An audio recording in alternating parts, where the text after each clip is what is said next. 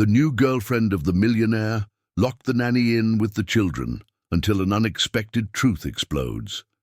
Subscribe to the channel and comment where you are watching from. The March sun painted the mirrored windows of the duplex penthouse in Los Angeles with golden hues, creating an impressive contrast with the dark clouds gathering on the horizon. It was one of those days when the humid heat of summer seemed to announce that changes were on the way. On the 22nd floor of the most exclusive building in the area, a silent tension hung in the air conditioning that kept the 300 square meters at the perfect temperature. Mary Smith adjusted the final details of the breakfast in the gourmet kitchen, her skilled hands arranging the cinnamon rolls she had prepared in the early morning. At 29 years old, the young nanny possessed a discreet beauty that contrasted with her firm and determined demeanor. Her light brown hair was tied up in a simple bun, and she wore a discreet navy blue dress that accentuated her piercing green eyes. What stood out most about her, however, was the way she moved through the luxurious environment, naturally, as if she had been born among marble and crystal chandeliers, but at the same time with the care of someone who knew that this was not her world. "Aunt Mary, are you going to make that chamomile tea today?" asked Sophie, one of the 9-year-old twins, appearing in the kitchen still in her pajamas. Her curly blonde hair was tousled from sleep, and she rubbed her eyes mischievously with the back of her hand. "Of course, my love. Did you wake up with a tummy ache again?"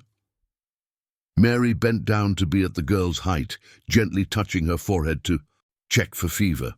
It was an automatic gesture, the result of months caring for the two girls with the dedication of a mother. "No, I just like the way you make it. It's different from what Mommy used to make." Sophie hesitated for a moment. "I mean, from what she made before she left." Mary's heart tightened. The twins, Sophie and Helen, still bore the marks of their parents' tumultuous divorce. Lisa, their biological mother, had left home 2 years earlier after discovering her husband's constant business trips and growing emotional coldness. What began as a distancing turned into a devastating legal battle, which ended with Lisa moving to San Francisco and visiting the girls only on long holidays. "Good morning, family!" The shrill voice of Patricia Johnson echoed through the space, cutting the intimate moment between Mary and Sophie like a sharp blade. The businessman's new partner made a point of marking her presence from the first rays of sunlight, as if she needed to constantly stake her territory. Patricia was an imposing 36-year-old woman with impeccably styled platinum blonde hair and a presence that screamed successful executive even when she was in a robe. Manager of luxury brands, for a French multinational, she had earned her position in the American market through a lethal combination of strategic intelligence and unbridled ambition. Her blue eyes, which could be considered beautiful, carried a calculating coldness that intensified whenever they landed on Mary. "Good morning, Aunt Patricia," Sophie replied with a forced, polite tone, one that did not go unnoticed by Mary. The children had quickly learned that showing too much affection for the nanny in Patricia's presence resulted in a heavy atmosphere that lasted the rest of the day. "Sophie, dear, I've told you to call me Patricia. Soon you'll be able to call me Mommy, right?" Patricia's smile did not reach her eyes as she headed for the Italian coffee machine she had imported especially from Europe. "Mary, can you take the girls' breakfast to their room today? I have an important call with Milan at 9 o'clock. "Of course, Patricia. No problem at all." Mary maintained a respectful tone, but her fists clenched imperceptibly. In the 8 months since Patricia had moved into the penthouse, these small attempts to push the children away from her had become a daily routine. Helen appeared in the kitchen at that moment, shyer than her sister, but with the same curiosity shining in her brown eyes, a trait inherited from their father. "Aunt Mary, Are you going to tell us another story about the forest this afternoon? I will, my princess. I have a new one about the legend of the mockingbird that I learned from my grandmother. Mary smiled genuinely at the girl, who immediately perked up. How interesting, Patricia interrupted with an artificially sweet tone. But today the girls have French class at 3 in the afternoon, then dance class at 5, and I've scheduled a special dinner for the 3 of us. It will be our first complete family day. She emphasized the last words while looking directly at Mary, making it clear that the nanny was not included in those plans. The sound of keys in the front door announced the arrival of Richard Anderson, the businessman who owned that luxury fortress and father of the twins. At 44 years old, Richard was a man who carried the weight of success on his shoulders.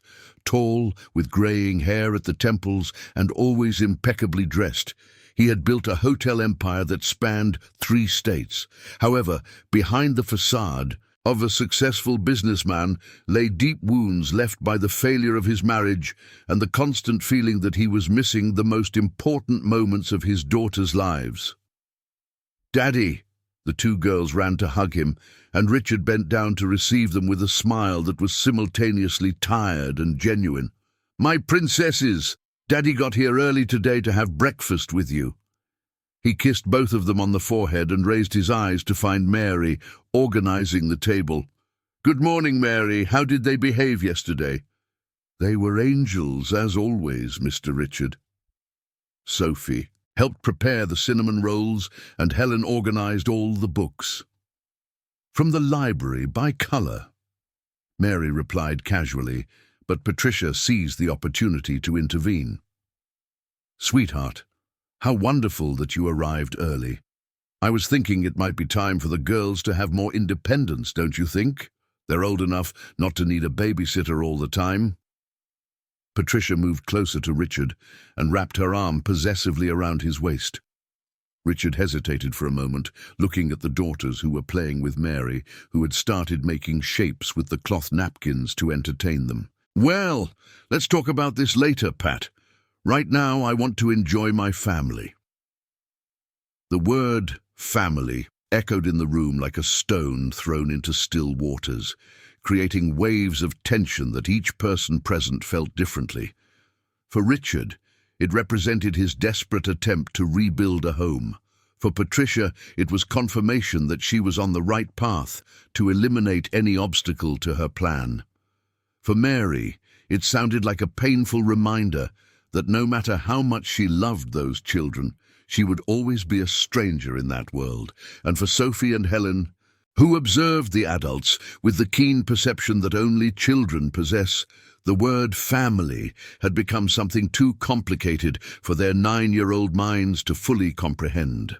As they sat at the dining table that easily accommodated 12 people, but at that moment felt too small for the tensions building up, none of them could imagine that this seemingly ordinary breakfast would be the last moment of peace before buried secrets from years ago began to emerge, forever changing the lives of everyone present. The storm approaching outside the window was merely a reflection of the much greater tempest about to shake the foundations of that family in the making. The following week brought a tense routine, like a carefully choreographed dance where each movement was calculated to avoid open conflict. Mary had learned to navigate Patricia's moods like an experienced sailor reading the winds. She knew exactly when to retreat and when to hold her ground. The penthouse, once a refuge of peace for the twins, had turned into a silent battlefield where every glance, every word, and every gesture carried multiple layers of meaning. It was Thursday afternoon when the first hint that something bigger was at stake came to light. Mary was in the playroom helping the girls with their science homework, a project about the Brazilian forest that made them shine with enthusiasm, when she heard raised voices coming from Richard's office. "I'm not asking for your opinion, Pat. I'm informing you of my decision." The businessman's voice echoed down the hallway with a firmness that Mary rarely heard. "The girls will stay with Mary during my trip to Atlanta. End of discussion." But Richard, sweetheart, I can take care of them perfectly well. I'm an adult, responsible, and soon I'll officially be their stepmother. Patricia's voice had that controlled tone she used when she was furious, but trying to keep her composure. Why do you insist on keeping that stranger around? Mary felt her blood run cold. Helen, who was coloring a picture of an armadillo, looked up with concern. Aunt Mary, why are they fighting again? Don't worry, my loves. Sometimes adults need to talk about important things and their voices get louder. Mary forced a reassuring smile, but inside her heart raced. The word stranger echoed in her mind like a funeral bell. She wasn't a stranger. At least not in the way Patricia imagined. Sophie, always more perceptive than her sister, put down her crayon and walked to the window that overlooked the Mangaberas Park. Aunt Mary, are you leaving? Mommy left too after she and Daddy started fighting a lot. The question hit Mary like a punch to the stomach. She knelt beside Sophie and gently held her little hands. I'm not going anywhere as long as you need me, Sophie. I promise. But deep down, Mary knew that this promise might be harder to keep than she imagined, especially considering the real reason that had brought her to that family. 6 years ago, her younger sister, Christine, had disappeared without a trace after getting a job in Atlanta. The last letter Mary received vaguely mentioned a job with an important family and the hope for a better life in the capital. After that, absolute silence. The search for Christine had become an obsession for Mary. For years, she discreetly investigated, sending letters to non-existent addresses, making calls to disconnected numbers, following leads that always ended in dead ends. It was only when she discovered that her sister had worked as a personal assistant for someone in the business world of Atlanta that Mary decided to infiltrate that world. The job as a nanny for the Anderson family was no coincidence. Mary had carefully studied Richard's profile, his connections, his ex-wife, and his family needs. Getting the position was easy. Her real qualifications were impressive, far beyond what was typically required for childcare. With a degree in education from UFG and a specialization in child psychology, she had worked as an educational coordinator at a private school in Atlanta before leaving it all behind to search for Christine.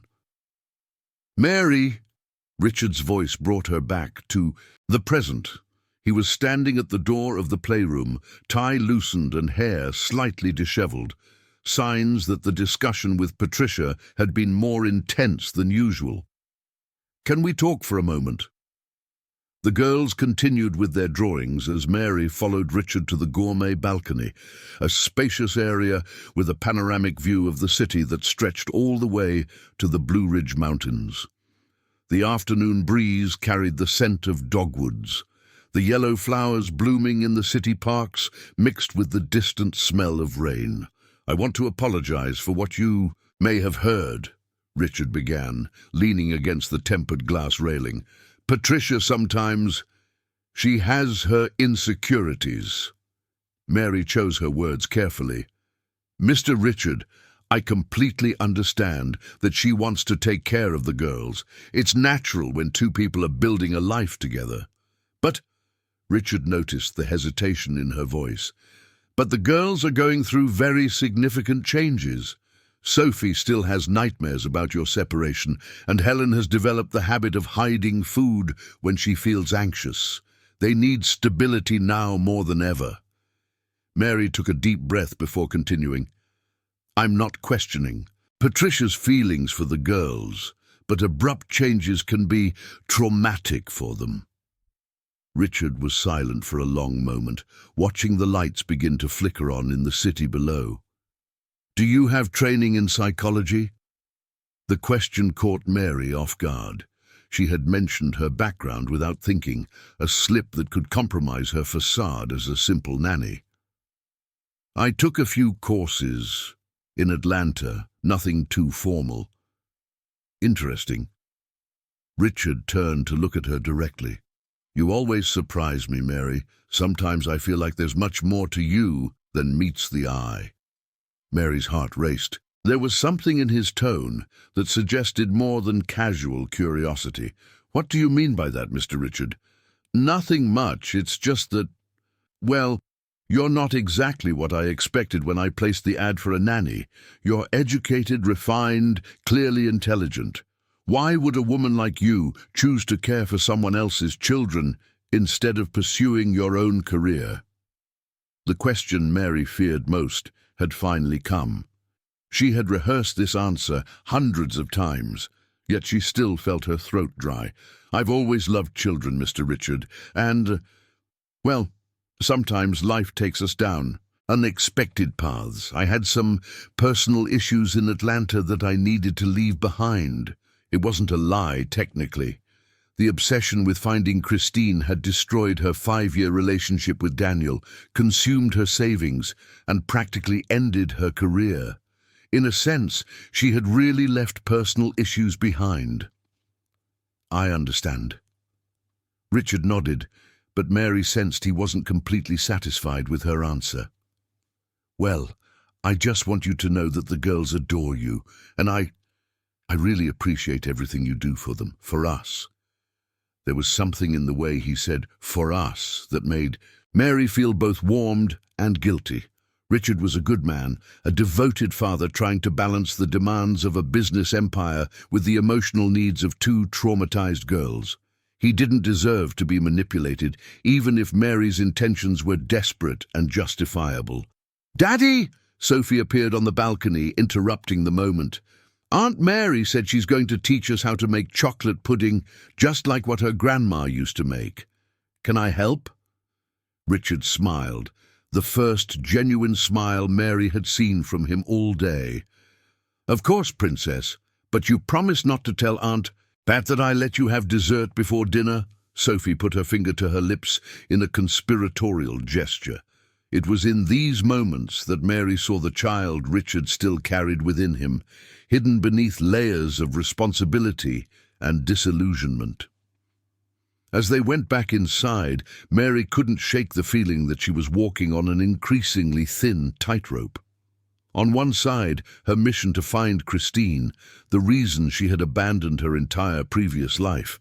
On the other, the genuine love she had developed for Sophie and Helen, and the growing respect she felt for Richard.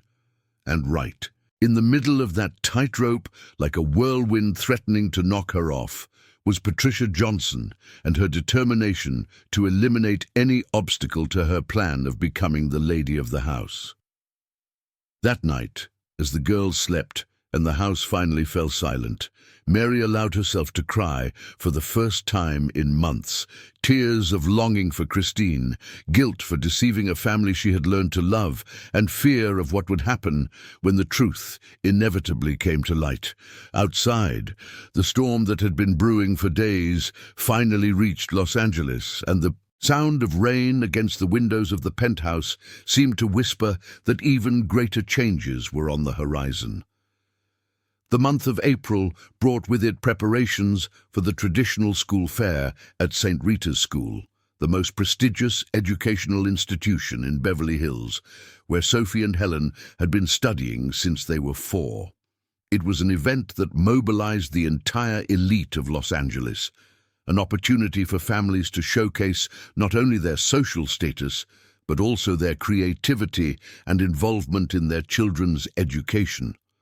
Patricia had taken charge of the organization with the military efficiency of someone used to managing multi-million-dollar advertising campaigns. She transformed the dining room of the penthouse into an operations center, complete with detailed spreadsheets, fabric samples, and a list of suppliers that included everything from renowned florists to chefs specializing in regional cuisine. Her strategy was clear. Use the fair as a stage to firmly establish herself as the new matriarch of the Anderson family. "Mary, I need you to take care of picking up the girls' costumes from the seamstress," Patricia instructed on a Wednesday morning, without looking up from the digital agenda where she noted appointments with the precision of a general planning a battle. and then stop by the central market to buy the ingredients for the themed decorations I ordered. Mary nodded silently, but Sophie, who was drinking chocolate milk at the kitchen island, frowned. Aunt Pat, Aunt Mary said she would teach us how to make fabric banners, just like the ones she made at her grandma's school, and she also promised to tell the story of the forest spirit for our presentation. How interesting, Sophie, Patricia replied with a smile that didn't completely hide her irritation. But I've already hired a company specialized in event decoration to make the bunting. And for the cultural presentation, I was thinking of something more sophisticated. How about a French dance routine? Much more elegant. Helen, who was sitting on the floor playing with her rag doll, one of the few reminders left of her biological mother, looked up with a confused expression. But Aunt Mary said that country culture is very beautiful. She knows a lot of stories that her great-grandmother used to tell. Of course, dear, Patricia forced a maternal tone that sounded artificial to any adult present. But now you live in Los Angeles. It's important to adapt to the local culture, don't you think? Mary felt her blood boil. The irony was glaring.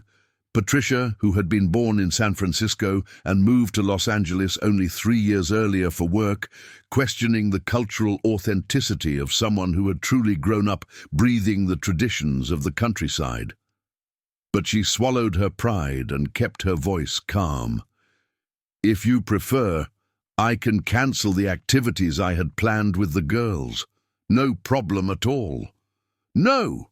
Sophie jumped off the stool with a determination that surprised the adults present.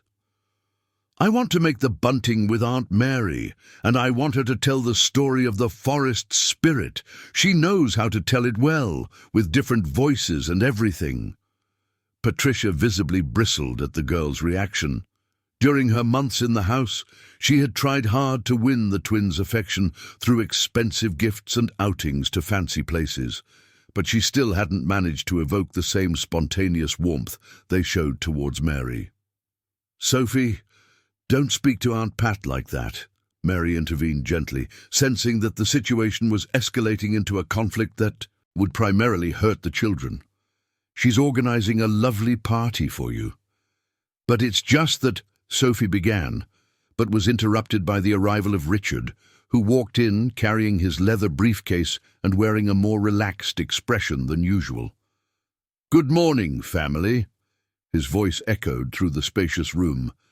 I have a surprise. I managed to cancel the meeting tomorrow in Washington.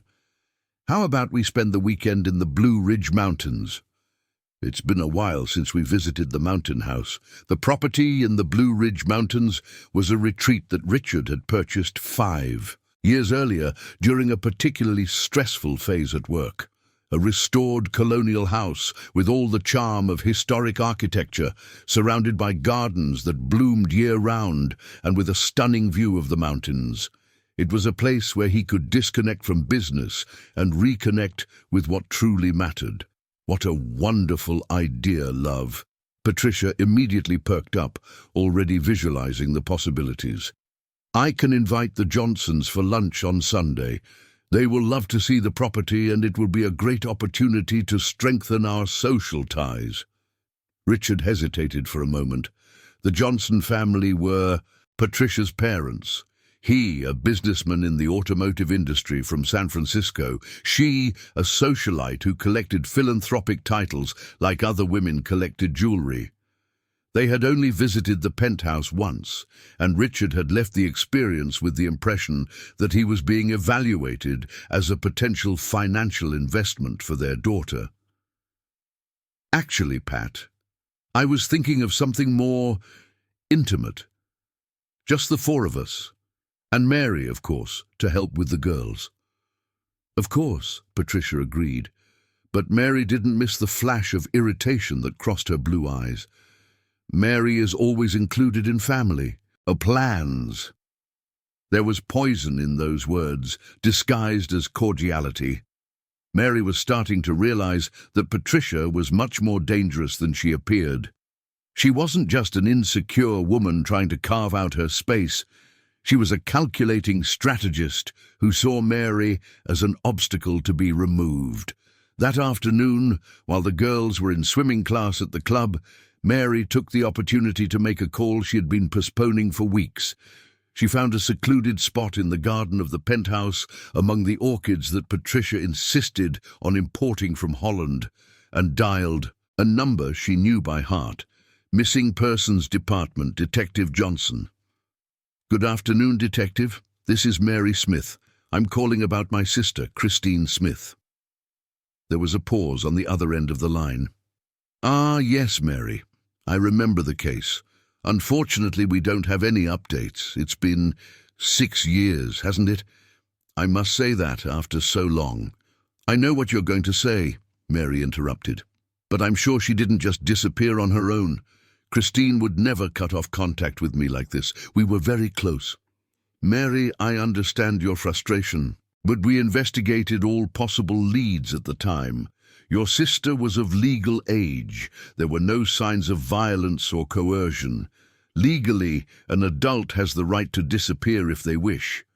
But what if she didn't want to?" Mary insisted, feeling emotion take over her voice. "What if something happened to her?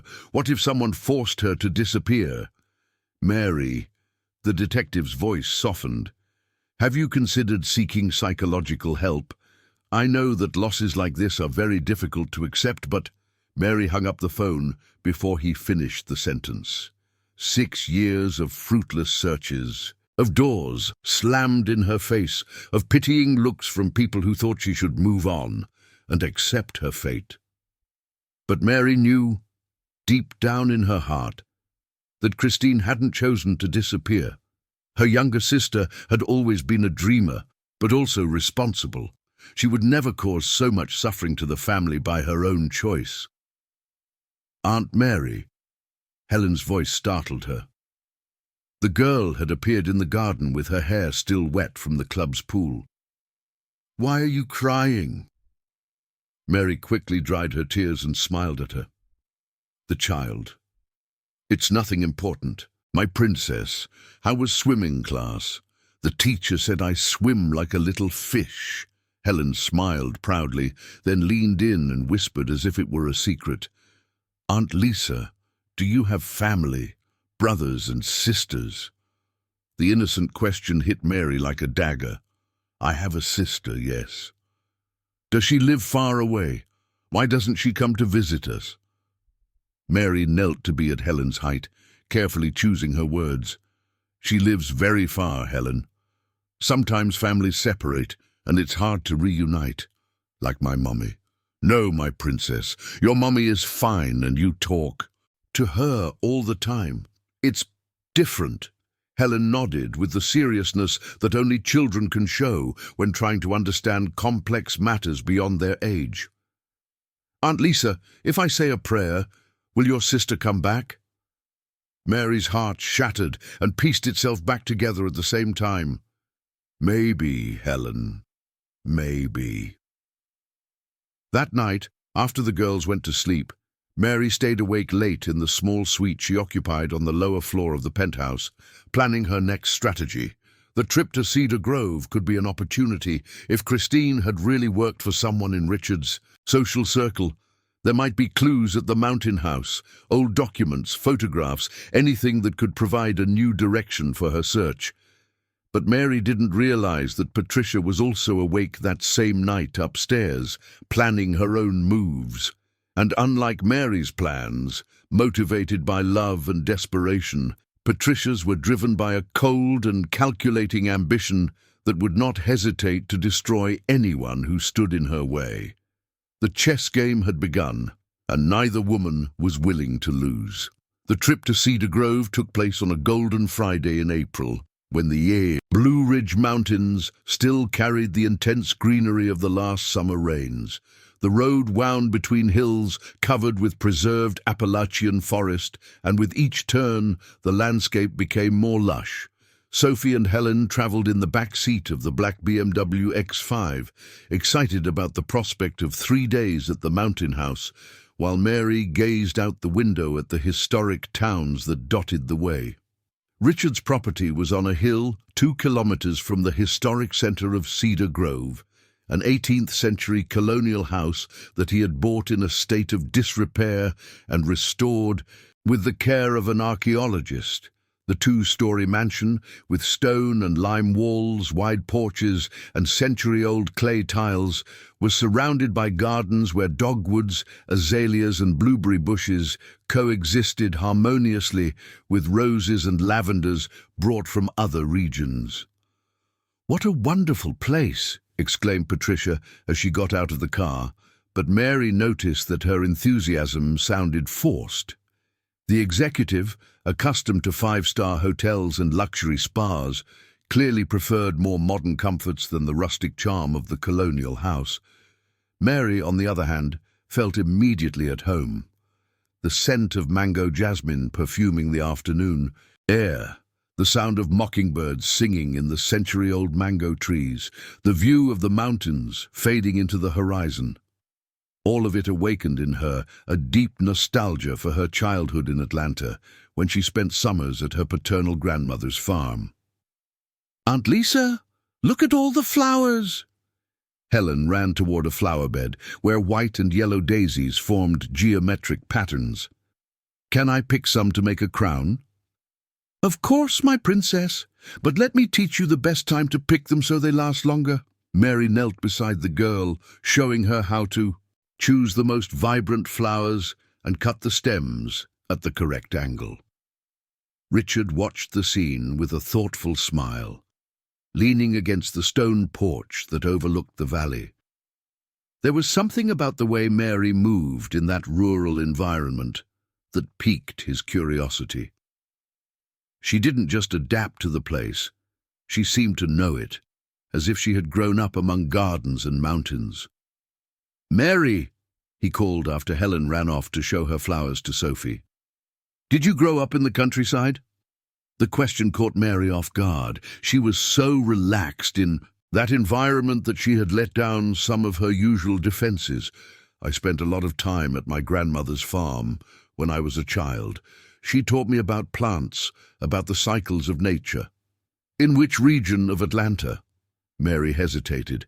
Each of Richard's questions seemed a potential trap, but lying about geographical details could be even more dangerous. "North of Atlanta, near the Blue Ridge Mountains." "Beautiful region. I've been there a few times on business." Richard moved closer, and Mary felt her heart race. "Eco-tourism hotels are a growing market. Do you know the area?" "Well, reasonably." Mary kept her answer vague, but inside her mind was racing. If Richard had business in the Atlanta area, there was a possibility that their paths had crossed with Christine's in some indirect way. "Honey, will you help me decide where we're going to have dinner tonight?" Patricia interrupted the conversation with a timing that didn't seem casual. "I thought we could go to the Turning Point. They say it's the most sophisticated restaurant in the area." Richard grimaced. "Actually, I was thinking of something more homey. Mary, can you cook? We could have dinner right here as a family." The suggestion clearly did not please Patricia, but she made an effort to maintain her composure. "What an interesting idea. Of course, Mary knows how to cook. It's part of the duties of a nanny." The term was pronounced with a subtle but venomous emphasis. Mary noticed the provocation but chose to ignore it. "I can prepare something simple, Mr. Richard. Is there a garden here on the property?" "Yes. Mrs. Johnson, the housekeeper, takes care of a wonderful garden behind the house. She left everything ready for our arrival." Mrs. Johnson was a 60-year-old woman who had lived in Cedar Grove her whole life, taking care of in Richard's property when he was not present. She was a woman of few words, but had keen eyes that missed no detail of what was happening around her. "The girl knows about plants," Mrs. Johnson commented to Richard when Mary was in the garden with the twins, picking ingredients for dinner. "She knows every vegetable, every spice. Not just anyone can tell the difference between purple basil and regular basil." "Really?" Richard became interested. What else did you notice about her? She has the air of someone who truly grew up in the countryside. She's not one of those city girls who come to the country to show off. Mrs. Johnson paused, as if weighing whether to continue, and there's a sadness in her eyes, a sadness of someone who has lost someone important. The housekeeper's observation echoed in Richard's mind throughout the afternoon. He prided himself on being a good reader of people, an essential skill in the business world, but Mary remained an enigma to him. There were layers to that woman that he had yet to decipher. Dinner was prepared by Mary with the enthusiastic help of the twins. She taught the girls to make a country-style chicken with okra and creamy polenta, using ingredients from the garden and spices that Mrs. Johnson had dried using traditional techniques. The result was a meal that had the flavor of farm food, but was presented with the sophistication of someone who understood both culinary arts and aesthetics. "This is delicious, Mary," Richard sincerely praised, savoring the polenta that melted in his mouth. "Where did you learn to cook like this?" "My grandma." The answer came naturally, filled with genuine nostalgia. "She used to say that food made with love nourishes much more than just the body." Sophie, who was sitting next to Mary, rested her little head on the nanny's arm. "Aunt Lisa, was your grandma like our great-grandma Carmen? Mom's mom?" The innocent question subtly changed the mood at the table. Carmen was Lisa's mother, Richard's ex-wife, a lady who had adored her granddaughters, and whose sudden death from a heart attack 2 years prior had coincided with the most tense period of the marriage. The twins felt the loss of their great-grandma deeply, especially since it coincided with their parents' separation. "I'm sure your great-grandma Carmen was a very special person," Mary replied delicately. "All grandmas who love their grandkids are special like that." Patricia seized the opportunity to try to regain control of the conversation. "Girls, how about after dinner you show me the photos of great-grandma Carmen? I want to learn more about the family history." But Sophie made a face. "The photos are all stored back home. Dad said one day we would organize an album, but there's never enough time." "I can help you with that," Mary offered naturally. "Organizing family albums can be a lot of fun." This offer clearly irritated Patricia, who saw yet another opportunity to connect with the girls being intercepted by Mary. "How kind of you, but I think it would be more appropriate if I did that with them. After all, I will soon be officially part of the family." The comment created an awkward silence at the table. Richard swallowed hard. They had never officially discussed marriage, and he was not prepared for this public pressure. The twins looked confused, and Mary focused intently on cutting the chicken. Later that night, after the children had gone to sleep in the cozy rooms on the second floor, Mary couldn't resist the temptation to explore the house more thoroughly. She moved silently through the rooms, observing every detail of the decor, every photograph on the walls, every book on the old shelves. It was in the library, a small but cozy room on the ground floor, that Mary made a discovery that made her heart race. Among books about the history of Minas Gerais and rural tourism, she found a leather folder with old documents from the property. Curious, she opened it carefully. Most were papers related to the restoration of the house, architectural plans and correspondence with suppliers, but in the midst of the documents, Mary found something that took her breath away. An old photo, clearly from a few years ago, showing Richard at an elegant party. And in the background of the image, almost imperceptible but unmistakable to someone who had spent years searching for her, was Christine's face. Her sister looked thinner than Mary remembered, wearing an elegant dress and holding a champagne glass. She didn't appear to be in danger or uncomfortable. On the contrary, she was smiling naturally at someone outside the frame of the photo. With trembling hands, Mary turned the photograph over. On the back, someone had written, "Inauguration Party of Golden Ridge Inn, December 2018. December 2018. 6 months before Christine's disappearance. Mary felt the world spin around her. There was finally a concrete lead, proof that her sister had indeed been in Richard's circle of close acquaintances. But it also meant that all her suspicions were correct. Christine hadn't vanished by chance. Something had happened in those 6 months between the photo and her disappearance. "Did you find something interesting?" Patricia's voice behind her made her jump in fright. Mary quickly turned around, hiding the photograph behind her body. "Sorry, I was just curious about the history of the house." Patricia approached with slow, calculated steps, like a predator circling its prey. "Curiosity can be dangerous, Mary, especially when it comes to things that are none of our business." There was a veiled threat in those words that sent a shiver down Mary's spine. "I don't understand what you mean." "Of course you do." Patricia smiled, but it was a cold smile that didn't reach her eyes.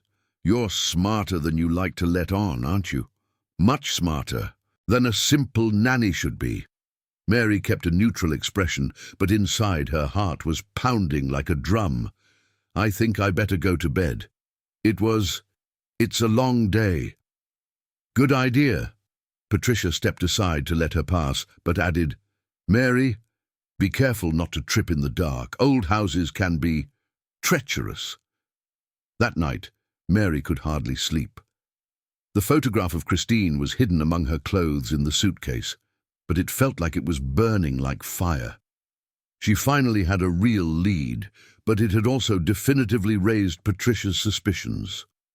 And something in the executive's tone, the way she pronounced the word treacherous, made Mary realize that the game had completely changed. It was no longer just a matter of maintaining her disguise. It was a matter of survival.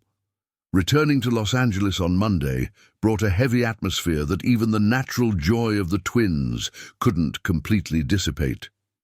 Mary spent the journey gazing out the window, pretending to admire the mountains, while her mind was buzzing with plans and possibilities. The photograph of Christine burned like a dangerous secret inside her bag, while Patricia maintained a calculated silence that was far more threatening than any direct confrontation. Back at the penthouse, the seemingly normal routine concealed a complex dance of movements and counter-movements. Patricia had changed her strategy. Instead of open confrontations, she began to use a more subtle and poisonous approach. Small, seemingly innocent comments undermined Mary's authority with the kids. Schedule reorganizations limited her time alone with the twins, and a constant surveillance disguised as casual interest.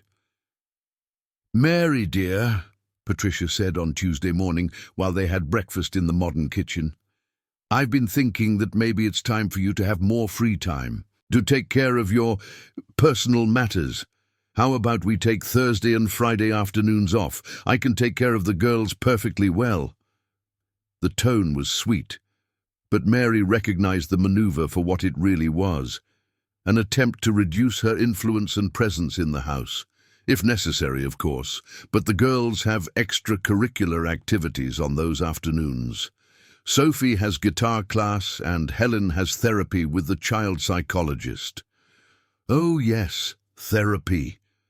Patricia stirred her coffee with deliberately slow movements. "By the way, I spoke with Richard about this. We think Helen is improving a lot. Maybe it's time to reduce the sessions." Mary felt an alarm go off in her mind. Helen's therapy was essential to help the girl cope with the separation anxiety she had developed after her parents' divorce. It was also one of the moments when Mary had contact with an external professional who knew the family dynamics intimately.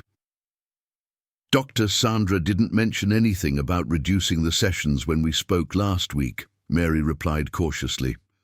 "Well, things change quickly in child development." Patricia smiled with that expression Mary was learning to hate. "Besides, with the family restructuring, maybe Helen needs a different approach. I found a fantastic psychologist who specializes in blended families. The word blended echoed in the air like a veiled declaration of war. Patricia was systematically removing all of Mary's support points, isolating her not only from the kids, but also from the few external contacts who might notice concerning changes in the household dynamics. It was that same afternoon that Mary decided to take action. Taking advantage of the fact that Patricia had left for a meeting with clients and the girls were at school, she headed to Richard's office in the penthouse. It was a masculine and sophisticated environment with mahogany furniture, a bookshelf filled with books on management and tourism, and a wide desk where important papers were neatly stacked. Mary wasn't looking for anything specific. She just hoped to find some clue that could connect Richard more directly to Christine's disappearance. She carefully rummaged through drawers and folders, always alert to the sounds of the elevator that could announce someone's arrival. It was in the bottom drawer of the desk that Mary found an old calendar from 2019, the year Christine disappeared. Flipping through the pages quickly, she searched for any reference that might be relevant. Most of the notes were business appointments, meetings with investors, and corporate trips. But in June 2019, exactly in the month Christine had sent her last letter, Mary found a note that made her blood run cold. Problem with CO, resolve discreetly. CO Christine Smith. The initials were there, written in Richard's clear and objective handwriting, next to a phone number that Mary didn't recognize. Her hands trembled as she photographed the page with her phone, trying to control her breathing, which was becoming increasingly difficult. "Did you find what you were looking for?" Richard's voice at the office door made her jump, nearly dropping the calendar on the floor. He was leaning against the doorframe, arms crossed, with an expression that mixed curiosity with something that could be suspicion. "Mr. Richard, I was looking for a notepad to write down the shopping list for dinner." Mary tried to keep her voice steady, but she knew she wasn't being convincing. Richard entered the office and closed the door behind him. "Mary, we need to talk. Please, have a seat." Mary's heart was pounding so hard that she was sure he could hear it. She sat down in the leather chair in front of the desk, trying to appear calm, while Richard positioned himself behind her chair, creating an interrogation-like atmosphere. "You're not who you say you are you?" The question was asked directly, without preamble. Mary felt the world collapse around her, but she tried to maintain her composure. "I don't understand what you mean." "Of course you do." Richard moved to face her, leaning on the desk. "I did some checking after our conversation in Cedar Grove. Your story doesn't add up, Mary. Or should I call you by your real name?" The last hope of maintaining her disguise completely evaporated. Mary took a deep breath and raised her gaze to meet Richard's eyes. "My name is Mary Smith. This is true, and I really am an educator graduated from UCLA. But I didn't come here just to work as a nanny." Mary chose her words carefully. "I came to look for my sister, Christine Smith." The change in Richard's expression was immediate and dramatic. The color drained from his face, and he stepped back from the table as if he had been punched in the stomach. "Christine, is she your sister?" "She worked as a personal assistant for someone in the business world of Los Angeles. She disappeared 6 years ago after sending a letter mentioning that she had landed a good job." Mary observed Richard's reactions closely. "And yesterday I found a photo of her at a party related to your business." Richard fell silent for a long moment, running his hands through his graying hair. When he finally spoke, his voice was laden with an emotion that Mary couldn't fully identify. "Christine worked for me. Briefly, it was—" He paused as if trying to find the right words. "It was a complicated situation." "Complicated how?" Mary leaned forward. "What happened to her, Richard?" She discovered some irregularities in the company's accounting books, things that my former partner, Michael Vance, was doing without my knowledge. Richard sat heavily in his chair. Tax fraud, money laundering through hotels. It was much worse than I imagined. Mary felt a mix of relief and terror. She was finally hearing the truth, but the truth was far more dangerous than she had anticipated. And then Christine came to me with evidence. She is an honest, intelligent person. She couldn't stay silent while crimes were being committed. Richard raised his eyes to Mary, and she saw a deep guilt in them. I should have protected her better. Protected her from what? From what exactly? Michael found out that she knew, and he is not someone who easily accepts obstacles. Richard paused, as if struggling with an internal decision. Mary, your sister didn't disappear. She was placed in the witness protection program. The world stopped for Mary. 6 years of desperate searching, 6 years believing that something terrible had happened to Christine, and now she discovered that her sister was alive, but hidden because of her own sense of justice. Where is she?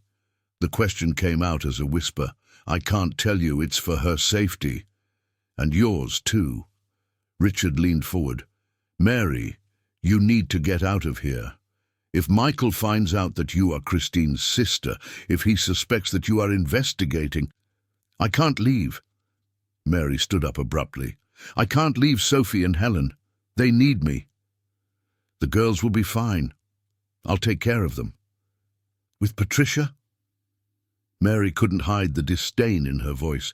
Richard, don't you see what she's doing? How? She's manipulating you, keeping the kids away from anyone who could really love them. The office door opened at that moment, and Patricia entered with a radiant smile that clashed with the palpable tension in the room. Sorry to interrupt, but I just got a wonderful call. My mum confirmed she's coming for the school fair next week. It will be a perfect opportunity to... She stopped, finally noticing the heavy atmosphere in the room. Did something happen? Mary and Richard exchanged glances, and at that moment both realized that time had run out. The cat-and-mouse game was over, and now they would have to deal with the consequences of all the truths that had been revealed. Patricia, Richard said slowly, we need to talk. All of us. And Mary knew, with absolute certainty, that her life was about to change forever once again. The question was whether this change would finally bring the answers she sought or open doors to even greater dangers than she had imagined. The silence that followed Patricia's entrance into the office was thick as the air before a storm. Mary could feel her pulse racing at her temples as she watched Patricia's expression gradually shift from artificial joy to calculated distrust. She was too intelligent a woman not to realize that she had interrupted something important. Looks like I missed an interesting conversation, Patricia said, closing the office door behind her with a soft click that sounded ominous in the tense atmosphere. Her blue eyes moved between Mary and Richard like a radar searching for targets. Is someone going to explain to me why you two look like you've seen a ghost? Richard ran his hand through his hair, a gesture that Mary had learned to recognize as a sign that he was deeply uncomfortable. Pat, I think you'd better sit down. This conversation is going to be complicated. Complicated? Patricia laughed, but it was a humorless laugh. Richard, we've been together for almost a year. I think I can handle complications. She sat in the armchair next to Mary, crossing her legs with studied elegance, especially if it involves our employee. The word employee was pronounced with a disdain that did not go unnoticed by anyone in the room. Mary felt anger bubbling inside her, but she forced herself to maintain her composure. Everything depended on how she handled the next few minutes. Mary isn't exactly who we thought she was, Richard began cautiously. She has a personal connection to my past that has just come to light.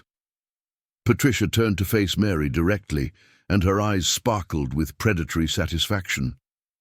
How interesting. And I thought there was something familiar about her from the first day. She paused dramatically. Tell me, Mary, or is that even your real name? It's my real name, Mary replied, keeping her voice steady despite her heart pounding like a drum. Mary Smith. Smith? Patricia savoured the surname as if it were wine. Where have I heard that name? Before? Her eyes narrowed dangerously. Oh, right. Christine Smith, the assistant who caused so many problems a few years ago. Mary's blood ran cold. Patricia knew about Christine. She had always known. Richard stood up abruptly. How do you know about Christine? Darling, do you really think... How could I get involved with a man without thoroughly investigating his past? Patricia smiled coldly, especially after that whole scandal with his former partner. Of course, I knew about the little idealistic employee who almost destroyed his company. She didn't almost destroy anything. Mary stood up as well, unable to contain her indignation any longer. My sister tried to prevent crimes from being committed. Your sister, Patricia repeated slowly, as if connecting the final dots of a complex puzzle. So that's it. The dedicated nanny was actually conducting her own private investigation. She stood up and began to pace the room with measured steps. I must admit it was well executed. You almost managed to fool me completely. Pat, you don't understand the situation. Richard tried to intervene, but Patricia cut him off with an imperious gesture. No, Richard, you're the one who doesn't understand. She stopped walking and positioned herself between Mary and the door. Do you both really think you can pull one over on me like this? Mary felt a genuine shiver of fear. There was something in Patricia's posture, the way she had strategically positioned herself, that suggested this conversation was far from a simple domestic discussion. Patricia, no one is trying to pull one over on you, Richard said, but his voice sounded uncertain. Mary came here looking for information about her sister. Now that she knows Christine is safe, she can leave and you really think it's going to be that simple? Patricia laughed, and the sound sent chills down Mary's spine. You're both more naive than I thought. Mary decided it was time to take control of the situation. What do you mean by that, Patricia? What I mean, dear Mary, is that you've meddled in something much bigger than you realize. Patricia walked over to Richard's desk and leaned on it, assuming a dominant posture. The problem with Michael Vance was never really resolved. He just became more discreet. Richard paled. What are you talking about? I'm talking about the fact that Michael never stopped his irregular dealings. He just found new partners. Patricia looked directly at Richard. Partners who have access to privileged information about wealthy families, their routines, their vulnerabilities. Understanding hit Mary like a lightning bolt. You work for him. Work is a very limited word, Patricia corrected with false modesty. I prefer to say we have a mutually beneficial partnership. He provides me with information about potential targets in the business world, and I use my charms to get close and gather even more detailed information. Richard recoiled as if he had been slapped. All this time, we got close because you were the perfect target, Richard. Recently divorced man, emotionally vulnerable, with 2 young daughters who needed a mother figure. Patricia examined her nails with studied indifference. Frankly, it was almost too easy. Mary felt nausea rise in her throat. The girls, you manipulated 2 orphaned children for a scheme? Oh, please, don't be melodramatic. Patricia rolled her eyes. The children are very well taken care of. In fact, they live better now than most kids dream of. Gourmet food, private school, designer clothes. They need love, not luxury, Mary shouted, no longer caring about strategies or caution. And they have love. Daddy's love. Patricia smiled, cruelly. As for me, well, I play the role I need to play, and I must say I'm very good at it." Richard finally found his voice, although it came out trembling with shock. "The information about the hotels, about the investors. You passed everything to Michael?" "Of course, and it has been very profitable for everyone involved." "Well, except for you, obviously." Patricia laughed again. "Michael has made some fantastic strategic acquisitions in the last few months. Funny how the competing companies always seem to know exactly where to strike." Mary realized the situation was escalating into something very dangerous. Patricia had completely removed her mask, and people who do that usually don't intend to leave witnesses alive. "What do you want from us now?" Mary asked, trying to keep her voice calm. "From you? Nothing. The work here is practically finished." Patricia glanced at the expensive watch on her wrist. "In fact, Michael should be arriving any moment for an unexpected meeting with you two." Mary's blood ran cold. "Michael is coming here."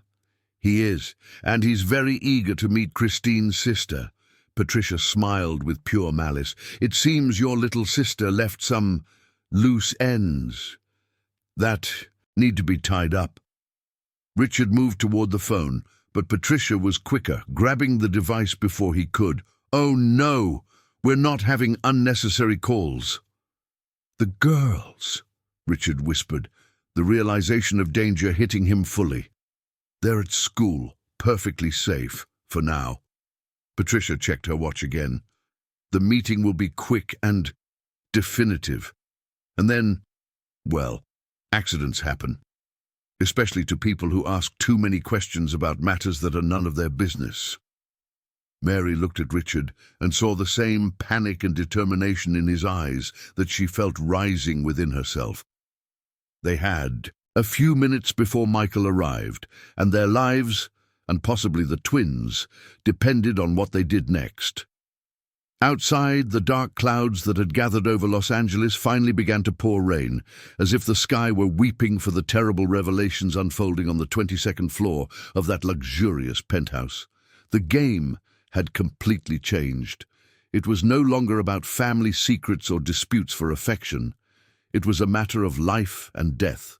The sound of rain beating against the penthouse windows created a sinister soundtrack for what was turning into the worst situation Mary had ever faced. Her eyes met Richard's, and she saw in them the same mix of terror and determination that she felt growing inside her. They had minutes, perhaps less, before Michael Vance arrived to tie up the loose ends. "Patricia, can you do this?" Richard tried once more, his voice heavy with despair. "The girls, they will be orphans. They will inherit a considerable fortune," Patricia Johnson replied with chilling coldness, checking her Cartier watch once again. "And they will have a very devoted stepmother to look after their financial interests." The reality of the situation hit Mary like a hammer. Patricia was not just involved with Michael for money. She had orchestrated all of this from the beginning. The relationship with Richard, the approach to the kids, the systematic hostility towards Mary.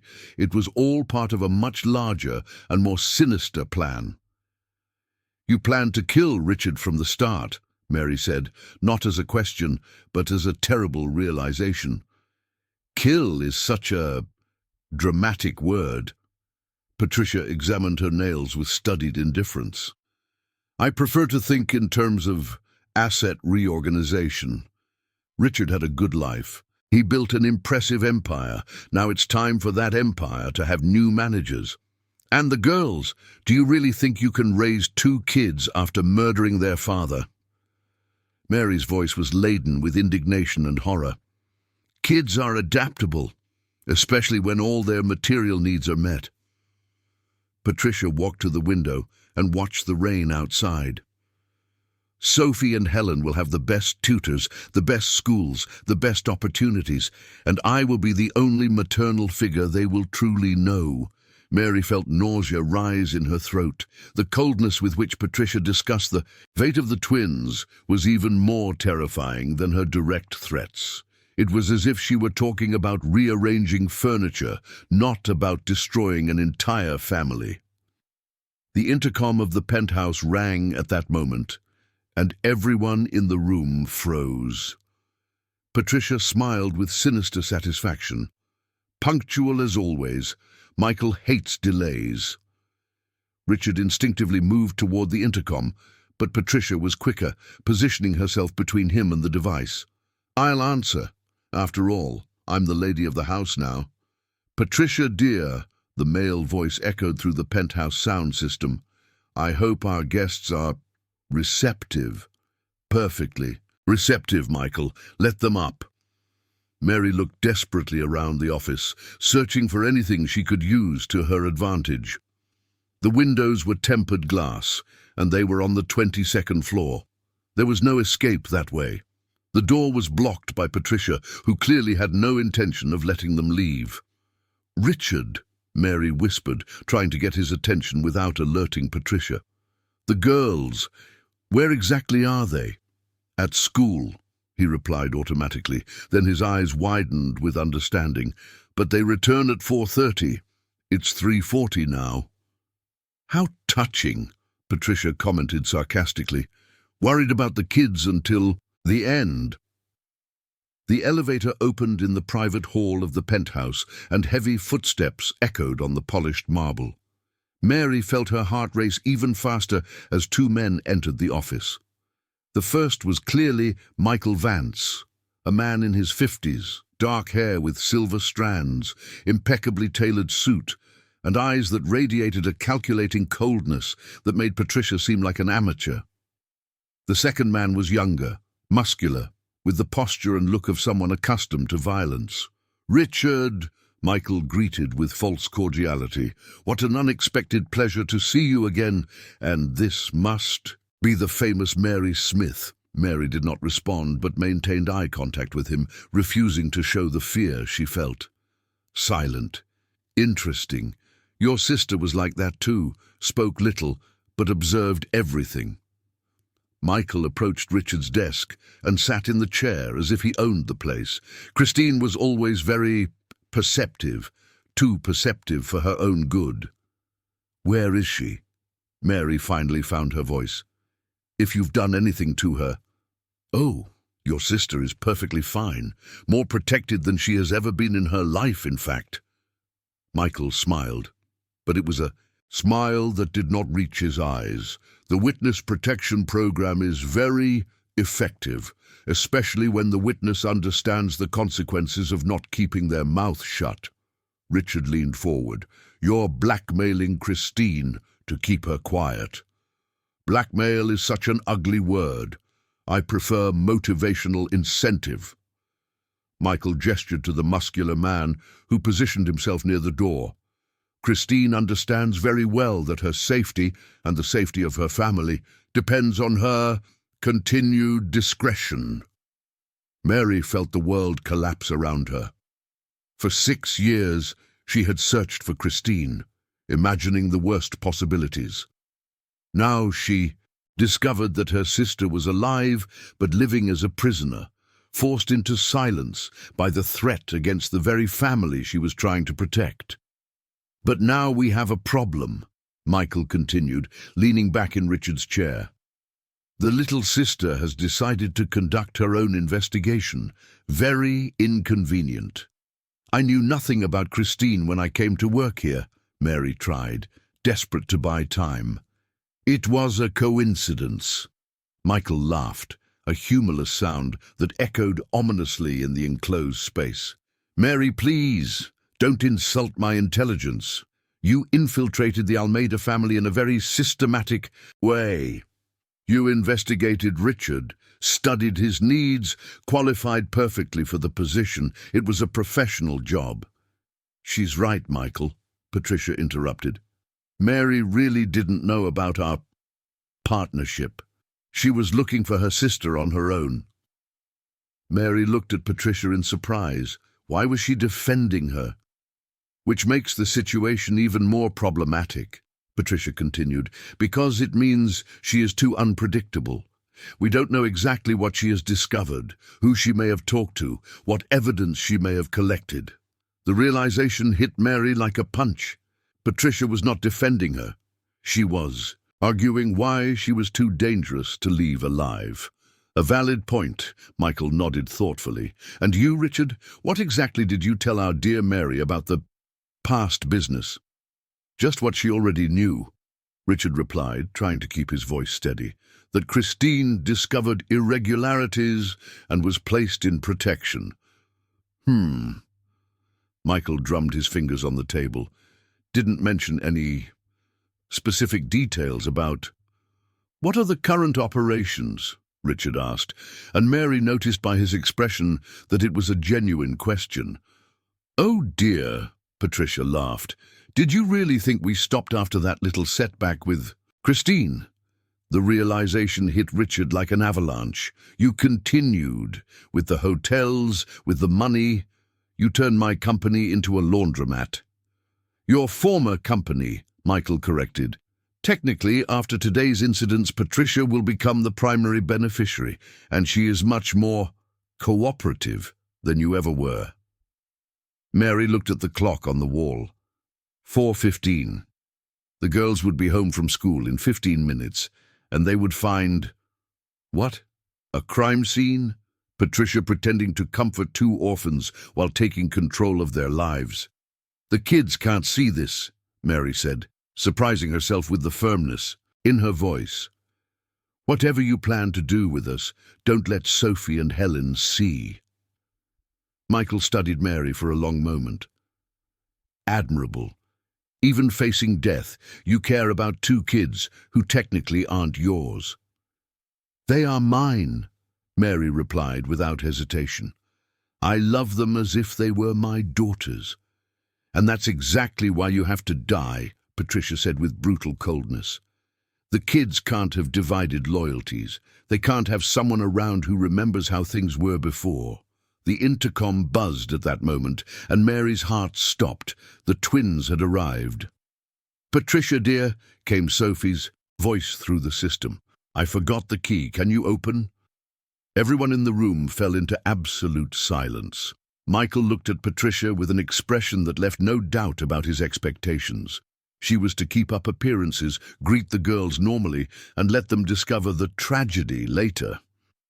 Of course, my dear, Patricia replied to the intercom, her voice instantly transforming into the artificially sweet maternal tone she used with the girls. Come up, girls. Mary looked at Richard and saw in him the same desperate determination she felt. They had seconds before Sophie and Helen entered that nightmare, and their last chance to protect them was quickly running out. Outside, the storm continued to roar, but Mary knew that the real storm was just beginning. The sound of the twins' keys at the front door echoed through the apartment like a countdown to disaster. Mary felt every second stretch like an eternity as she watched Patricia instantly transform into the devoted stepmother she pretended to be. It was terrifying how quickly she could switch between murderous coldness and artificial maternal affection. Stay quiet, or the kids die too, the muscular man whispered to Richard, positioning himself strategically behind the office door. The threat was made with the casualness of someone used to using violence against innocence. Mary felt the blood freeze in her veins. Michael had calculated everything perfectly, using the girl's arrival as leverage to ensure that she and Richard would cooperate. It was perfect emotional blackmail because both would prefer to die than to see Sophie and Helen hurt. Aunt Pat! Aunt Lisa! Helen's cheerful voice echoed down the hallway. Where are you? We're here in the office, my princess, Patricia replied, her voice sounding perfectly normal. Dad and Aunt Lisa are sorting out some important things.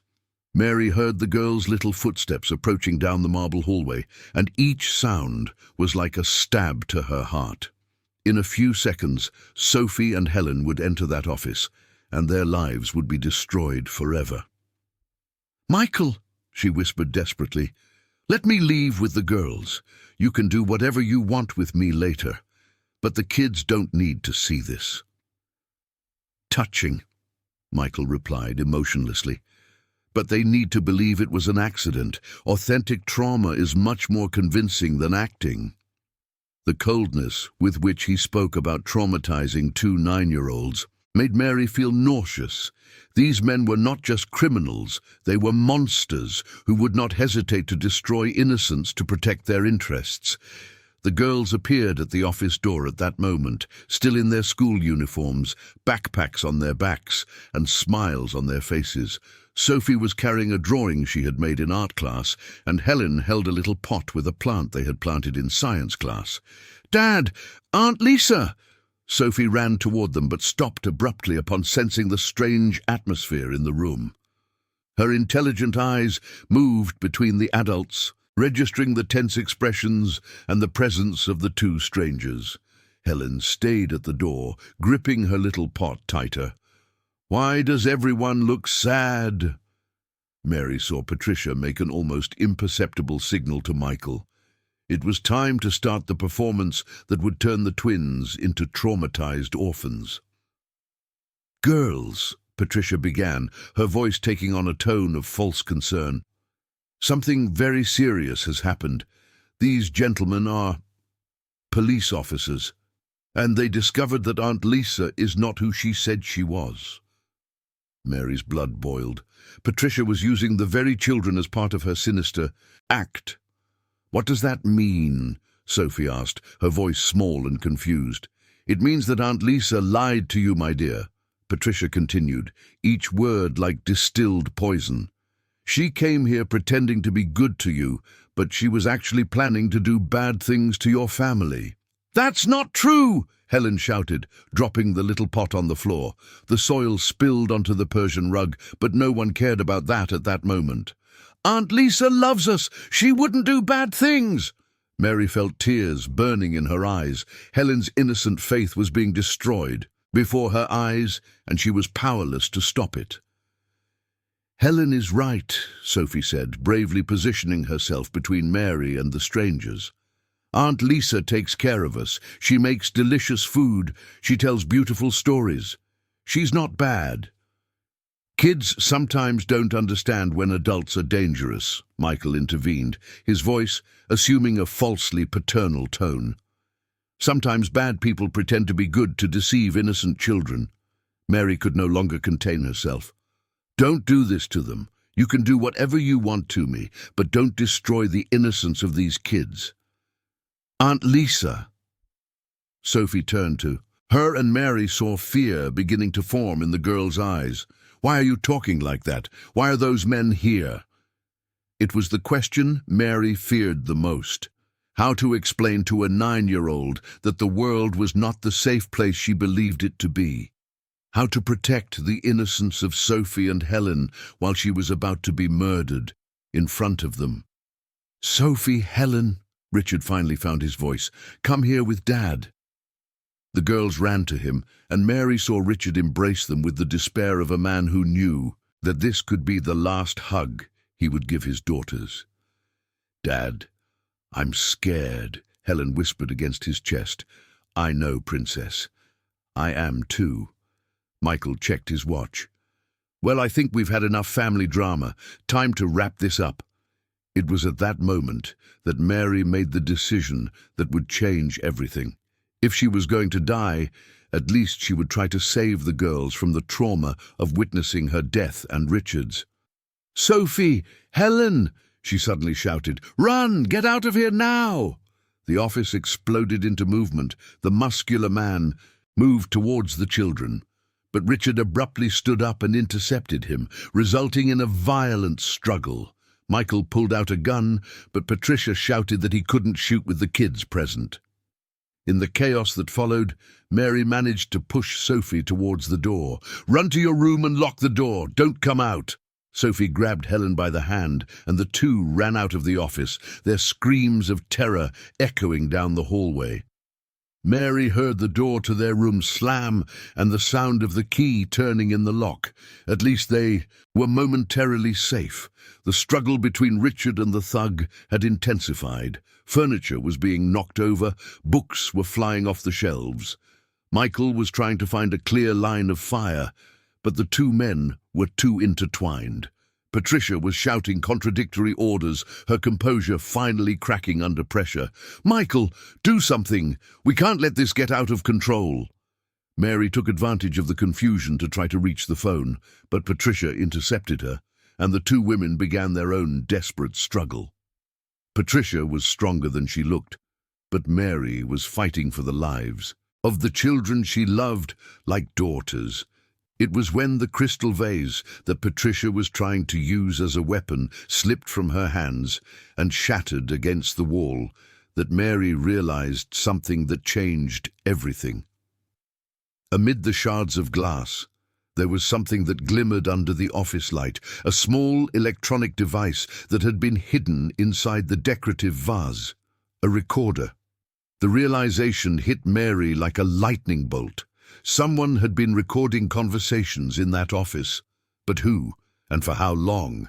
The answer came in the form of police sirens that began to sound in the distance, growing louder by the second. Someone had called the police. Michael froze upon hearing the sound. How? The answer came from a small but firm voice that echoed from the intercom system of the house. Sophie had managed to reach the control panel of the apartment. "This is Sophie Anderson, apartment 2201 of the Panorama building in Beverly Hills. There are bad men here wanting to hurt my dad and Aunt Lisa. Please come quickly." The 9-year-old had done what the adults could not, ask for help. But Mary knew that the police would still take a few minutes to arrive, and Michael had a gun. The situation was still far from resolved. In fact, it was about to get much worse. The sirens were approaching like a chorus of avenging angels. But Mary knew that the next few minutes would be the most dangerous of all. Michael was cornered, and desperate men with guns were unpredictable. She could see panic beginning to form in his eyes, replacing the calculating coldness he had displayed until then. "Damn it!" Michael cursed, gesturing violently with the pistol. "How did the police get here so fast?" The answer came from an unexpected source. The office door opened, and Mrs. Johnson, the housekeeper from Cedar Grove, entered the room with the calmness of someone who had lived long enough not to be easily intimidated by armed men. "Because I called them 20 minutes ago," she said simply, as if commenting on the weather. Everyone in the room froze. Michael turned the gun towards the 60-year-old woman, but she continued speaking with the tranquility of someone merely stating facts. "That little device you found in the vase was mine. I've been recording all the conversations in this office for 3 months. Mrs. Johnson gestured to the shards of crystal on the floor. "Since I discovered that this one," she pointed at Patricia, "was snooping through Mr. Richards' papers when he wasn't around." Mary felt the world spin. "You were investigating?" "Child, I've worked for wealthy families for 40 years. I've seen every kind of scam you can imagine." Mrs. Johnson leaned against the doorframe as if discussing dessert recipes. "When this woman appeared out of nowhere and suddenly Mr. Richards started having business troubles, I didn't need to be very clever to connect the dots." Patricia was livid. You old witch, you ruined everything." "No, dear. You ruined everything yourselves." Mrs. Johnson shook her head in disappointment. "You think you can fool everyone, but you always forget about the help. We see everything, hear everything, and know much more than you imagine." The sound of the sirens was now very close. Michael looked desperately around the room, clearly calculating his options. The henchman had abandoned Richard and was moving toward the window, assessing the possibility of escape. "There's no way out of here," Mrs. Johnson said calmly, as if reading his thoughts. "The building is already surrounded. My grandson works for the police, and I explained to him exactly what kind of people we were dealing with." It was at that moment that Richard, still on the floor but clearly less injured than he had appeared, made his move. While Michael was distracted looking out the window, Richard sprang up and lunged at him. The gun flew through the air and landed behind the desk. Mary wasted no time. She dashed behind the desk to grab the gun, but Patricia was quicker. The two women collided on the floor in a desperate struggle for the weapon. "You ruined everything," Patricia screamed, trying to claw at Mary's face. "I was perfect. I had everything planned. You were going to kill an innocent man and traumatize two kids," Mary shouted back, managing to hold Patricia's wrists. "You're a monster!" The fight was interrupted by the sound of doors being kicked in. The police had finally arrived. Voices shouting commands echoed through the apartment, followed by heavy-booted footsteps running down the hall. "Police! Nobody move!" Michael, who was still grappling with Richard, immediately raised his hands. The henchman, realizing there was no escape, did the same. Patricia stopped fighting and began to cry, tears that Mary recognized as calculated to evoke sympathy. Within minutes, the office was filled with police officers. Mary got up from the floor, her clothes torn and hair disheveled but alive. Richard was bleeding from his nose and had a wrinkled suit, but he was also on his feet. "The girls," he said immediately to the detective who approached. "My daughters are locked in the room.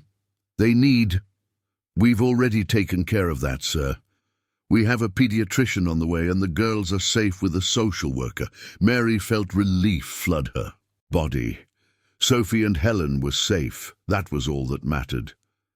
"Mary Smith?" a female voice called her. Mary turned to find a woman in her 40s, brown hair neatly tied up, wearing a dark suit. "I'm Detective Fernando Santos. I need to speak with you." As Michael and the henchman were handcuffed and taken outside, Patricia made one last desperate attempt.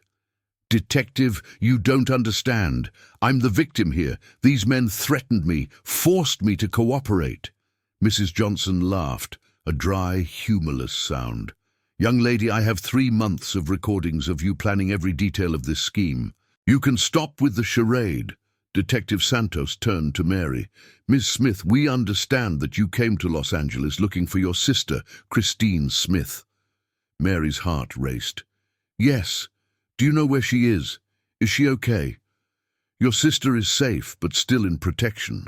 With the arrests made today and the evidence Mrs. Johnson collected, we finally have enough to completely dismantle Michael Vance's organization." The detective smiled for the first time. "Christine will be able to leave protection soon and resume her normal life." Mary felt tears of relief streaming down her face. After 6 years of searching, she was finally going to reunite with her sister. "And the girls?" Richard asked, clearly still shaken by the events. "How am I going to explain to them that the woman they thought would be their new mum tried this?" Before anyone could answer, Sophie and Helen appeared at the office door, escorted by a social worker. They immediately ran to Mary and Richard, who knelt to embrace them. "Aunt Lisa," Sophie whispered, clinging to her as if she were a lifeline. "I was so scared. I thought the bad men were going to hurt you." "We're okay, my princess," Mary murmured into the girl's hair. "We're all okay." Helen lifted her tear-streaked face to look at Richard. "Dad, did Aunt Patricia lie to us?" Richard took a deep breath before answering. It was a simple question with a very complicated answer. "Yes, Helen, she lied. But you didn't do anything wrong. Sometimes adults make bad choices, and it's not the kids' fault." "Is Aunt Lisa leaving now?" Sophie asked, and Mary noticed real fear in that question. Mary looked at Richard, then at Detective Santos. Technically, her mission was accomplished. Christine was alive and would soon be free. There was no longer any reason for her to keep pretending to be a babysitter, except that she was no longer pretending. At some point during the last few months, Sophie and Helen had become the daughters of her heart.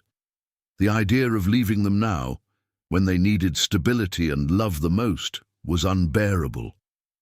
"I'm not going anywhere," she replied, surprising even herself with the certainty in her voice. "If your dad lets me stay, I'll be here whenever you need me."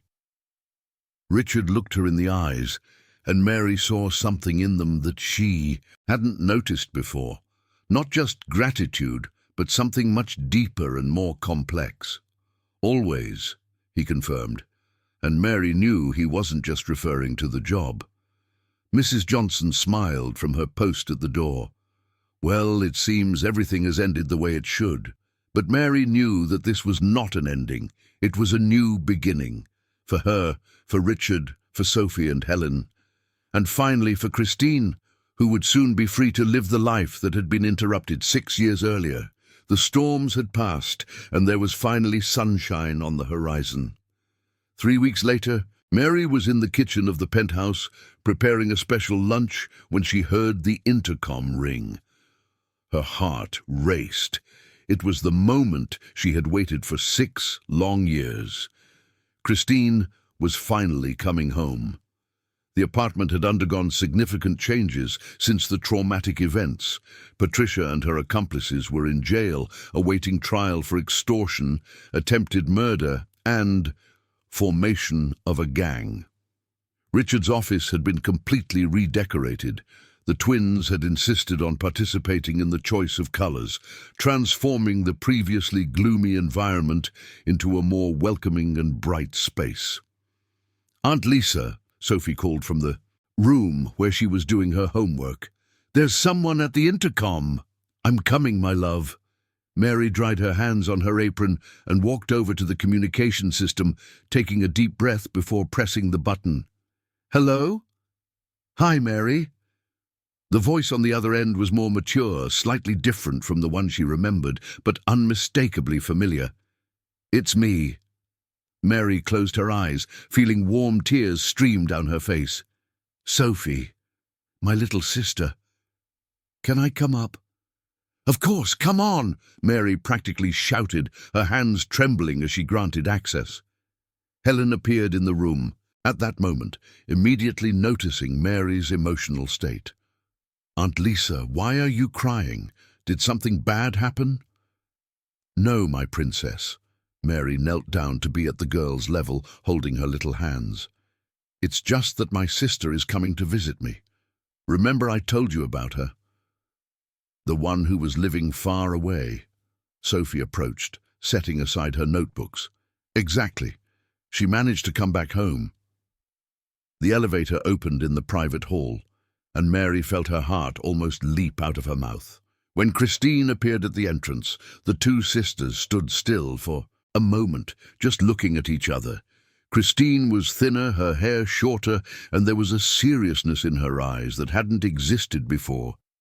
But the smile was the same, sweet, warm, and genuine. "Mary?" Christine whispered. They ran to each other and hugged with the strength of those who thought they would never see each other again.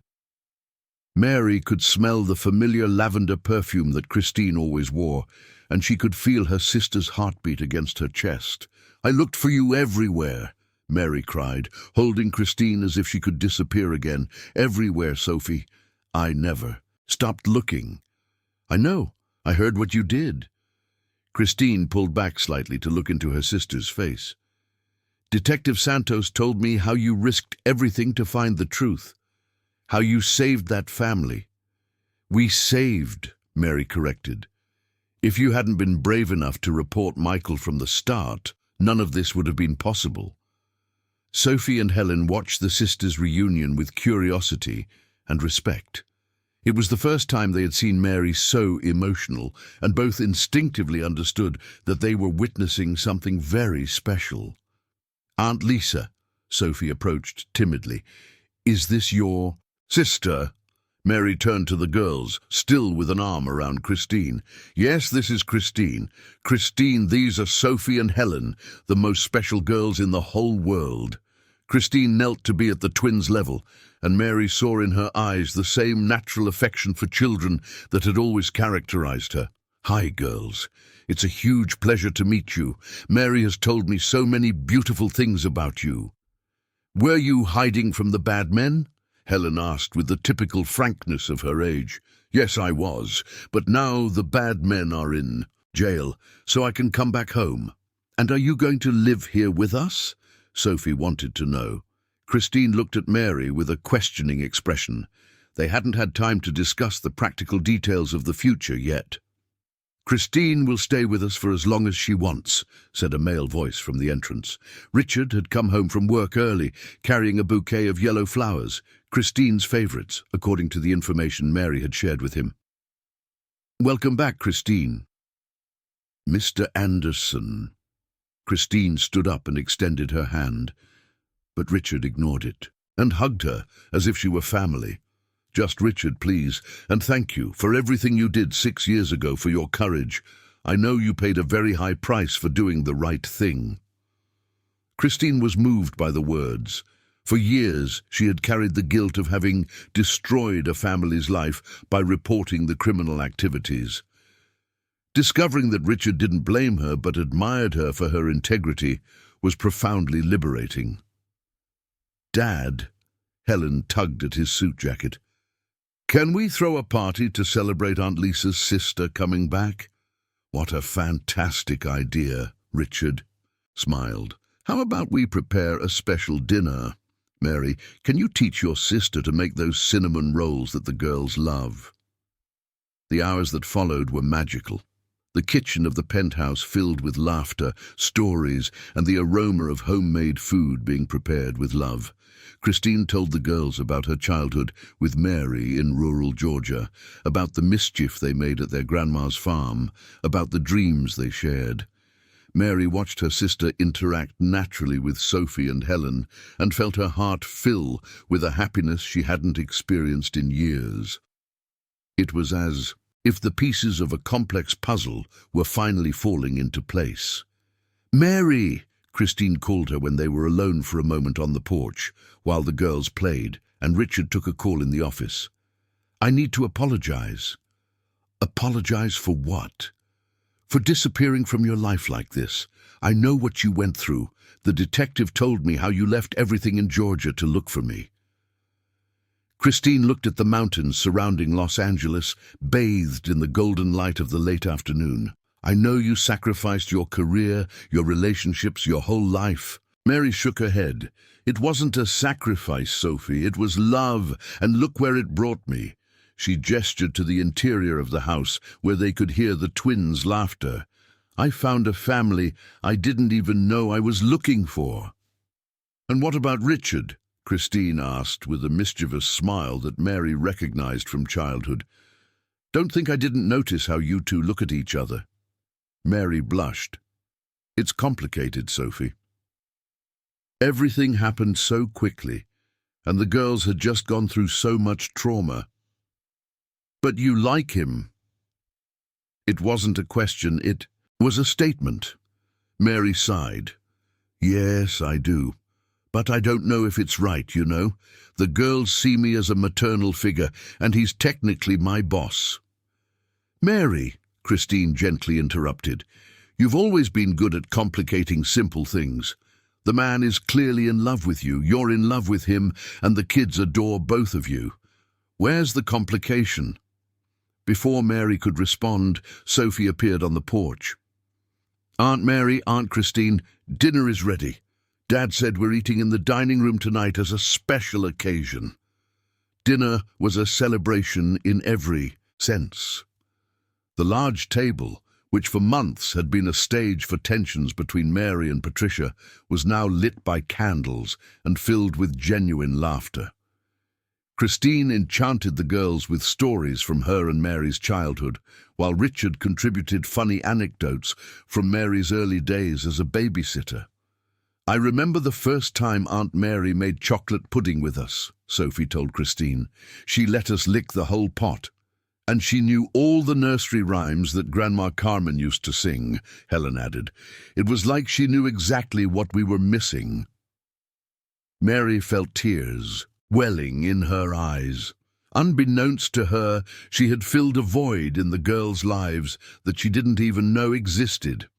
After dinner, when the twins went to bed, insisting that Christine help them with their bedtime ritual, Mary and Richard were left alone in the living room, organizing the last details of the evening.